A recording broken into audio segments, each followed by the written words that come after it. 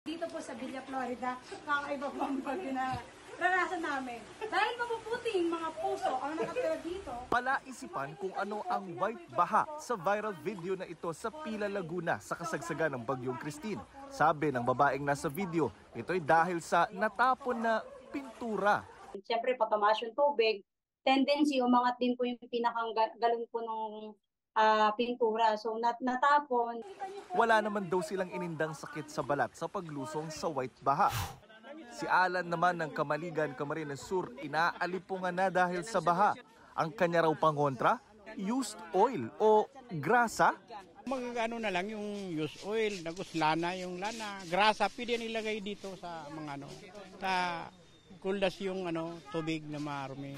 Pero sabi ng DOH, kung may alipunga, dapat kumonsulta sa doktor para maresetahan ng antifungal na gamot. Dapat sundin po natin yung reseta kasi ang fungus, matagal ho yung gamutan.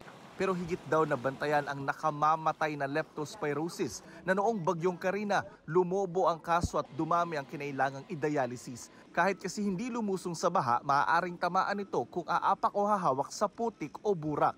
Yung mikrobyo niya, yung Leptospira, kahit matuyo yung lupa, kahit yung alikabok, nandun po yon. Kahit walang sintomas, mainam na magpatingin pa rin sa doktor. Mga simptomas, naninilaw ang mata o kaya nag-iba ang kulay ng ihi, naninigas or sumasakit yung kalamnan, lalo dun sa calf muscles or yung alak-alakan. Mga advanced stage na po yan, nawawalan ng ihi. Para sa GMA Integrated News, Jonathan Andal, nakatutok, 24 oras.